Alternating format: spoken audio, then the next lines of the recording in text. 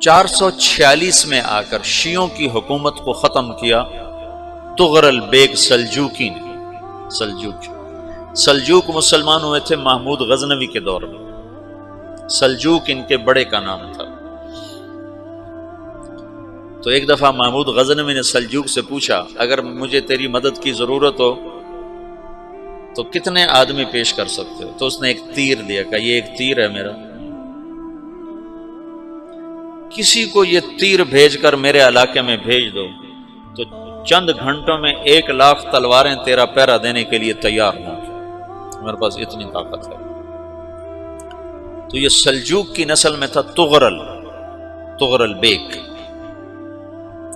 اللہ تعالیٰ نے جب عرب زوال کا شکار ہو گئے اور ضعف کا شکار ہو گئے، جیسے بڑھاپے کا کوئی علاج نہیں، جب قوموں پہ زوال آتا ہے تو اس کا بھی کوئی علاج نہیں، پھر اور قوم کو جگہ ملتی ہے۔ جیسے بڑھاپا ایک فرد پہ آتا ہے، ایسے بڑھاپا قوم پہ آتا ہے۔ قوم کا بڑھاپا جوانی میں نہیں لوٹ سکتا، جیسے فرد کا بڑھاپا جوانی کی طرف نہیں لوٹ سکتا، قوم کا بڑھاپا جوانی کی طرف نہیں لوٹ سکتا، کوئی علاج نہیں، نئی نسل کا آنا ہی علاج ہے۔ تو عرب دھل چکے تھے، 600 سال بہت ہوتے ہیں حکومت کو، اپنی صفات گم کر چکے تھے، اب نئے خون کی ضرورت تھی۔ تغرل بیگ پہلا شخص تھا جس نے آ کر اہل سنت والجماعت کو استحکام بخشا، شیعوں کی حکومت کو ختم کیا، بغداد سے، شام سے، ان سارے علاقوں سے۔ صلاح الدین ایوبی نے اسماعیلی شیعہ کی حکومت کو ختم کیا، مصر۔ العاضد ان کا آخری خلیفہ تھا۔ صلاح الدین ایوبی نور الدین زنگی رحمۃ اللہ علیہ کا پروردہ تھا، اس کا دوست تھا، اس کے دوست بھی تھا، بچہ بھی تھا اس کے سامنے، زیادہ لکھنے پڑھنے کا شوق تھا۔ پھر اللہ تعالیٰ نے اس سے کام لیا اور اس کو مصر کا گورنر بنا کے بھیجا، مصر کی مدد کے لیے بھیجا۔ تو وہاں اس نے صلاح الدین ایوبی نے وہاں ختم کیا، تغرل بیگ نے یہاں ختم کیا۔ تو پھر سلجوک جو تھے نا یہ اقتدار میں آئے، ادھر ختم ہو گئی سلطنت بنو عباس کی، مصر ایک چھوٹی سی ترکوں کی سلطنت۔ تو اللہ تعالیٰ پھر مرکزیت کے لیے ایک نظام چلایا، دو لشکر آپس میں لڑ رہے ہیں ایک میدان میں، ایک جنگلی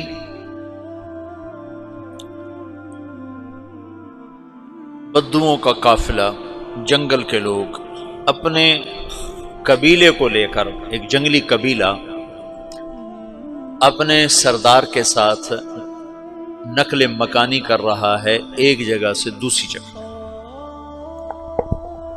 اللہ کا نظام کہ یہ لوگ چلتے چلتے چلتے اس وادی میں پہنچ گئے جہاں جنگ ہو رہی ہے، دو لشکر آپس میں لڑ رہے ہیں۔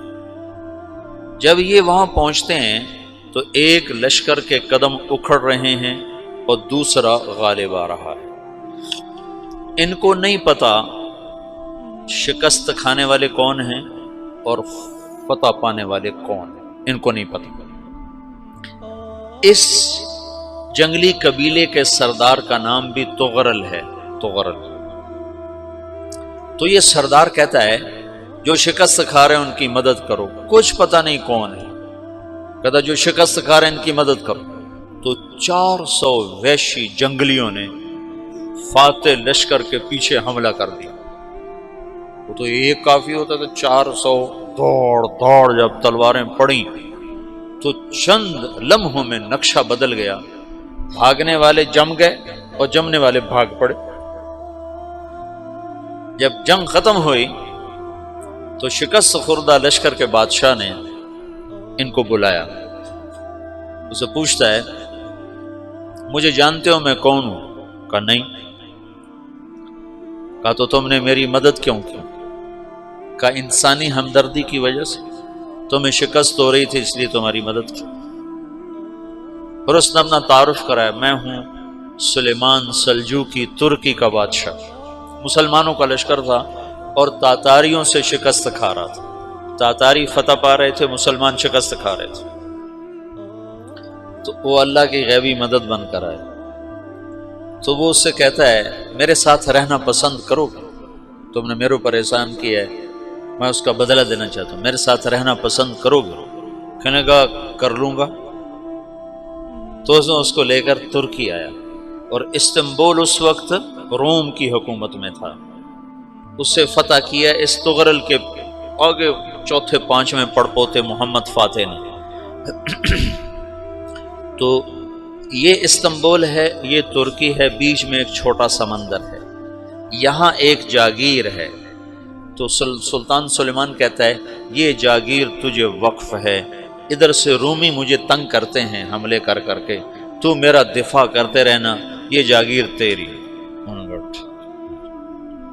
اس جاگیر پہ اس نے اپنے قافلے کو آباد کر دیا، اپنے قبیلے کو، اور ایک چھوٹی سی حکومت بنا لی، جو ایک صوبہ سمجھو سلمان سلجوقی کا، وہ ایک چھوٹا سا صوبہ ہے۔ وہاں جب یہ رہ پڑا تو پھر یہ ایک شیخ کے بیعت ہوتا ہے، وہاں شیخ طریقت ہے، ان کے یہ بیعت ہونے جاتا ہے، وہ اس کو رات اپنے پاس ٹھہراتا ہے، تو ایک کمرے میں ان کو ان کا خادم ٹھہراتا ہے۔ یہ جب کمرے میں جاتا ہے تو سامنے دیوار میں طاقچے پر قرآن پڑا ہوا ہے، تو یہ تغرل بیگ کہتا ہے یہ کیا ہے، یہ کیا ہے؟ تو وہ خادم کہتا ہے یہ کتاب اللہ ہے، قرآن ہے۔ اچھا، وہ اس کو وہاں چھوڑ کے باہر چلا جاتا ہے۔ وہ دیہاتی آدمی، جنگل کا رہنے والا، پہلی دفعہ زندگی میں قرآن دیکھا، وہ کہتا ہے یہ قرآن ہے، اللہ کی کتاب ہے، میں اللہ کی کتاب کے سامنے سو جاؤں، کتنی بے ادبی ہے۔ تو اس نے ایسے قرآن اٹھایا اور سر پہ رکھ لیا اور کھڑا ہو گیا، ساری رات قرآن سر پہ رکھ کے کھڑا رہا۔ رات کے پچھلے پہر اس کو خواب آیا، کھڑے کھڑے اس نے دیکھا کہ اس کی پشت سے ایک چاند نکلا اور شیخ کی بیٹی کے سینے میں جا کے اتر گیا۔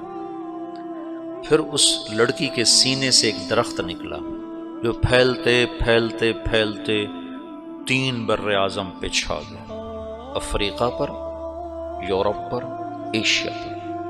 پھر اس کی آنکھ کھل گئی، وہ کھڑا ہوا ہے، تو اس نے صبح یہ خواب اپنے شیخ کو سنایا، تو انہوں نے اپنی بیٹی اس کے نکاح میں دے دی۔ اس بیٹی سے ایک بچہ پیدا ہوا، تغرل بیگ نے اس کا نام رکھا عثمان، عثمانی ترک نام سنا ہوا، جو میں نے کل بتایا تھا کہ 1924 میں وہ خلافت ختم ہوئی۔ تو ایک بیٹا پیدا ہوا عثمان۔ عثمان نے پھر ایک نئی اسلامی حکومت کی بنیاد رکھی جو 1924 تک چلتی رہی، کوئی 800 سال یہ حکومت چلی۔ تو حکومت کا شیرازہ بکھرا، لیکن پھر جڑ جاتا تھا، پر وہ قرن اول والا جوڑ کبھی نہ پیدا ہوا، ٹکڑے بن گئے۔ ان ٹکڑوں میں اللہ لوگ پیدا کرتا رہا جو دعوت دیتے رہے، دعوت زندہ رہی۔ جو تربیت کا نظام تصوف کے ساتھ تھا اب وہ تبلیغ کے ساتھ،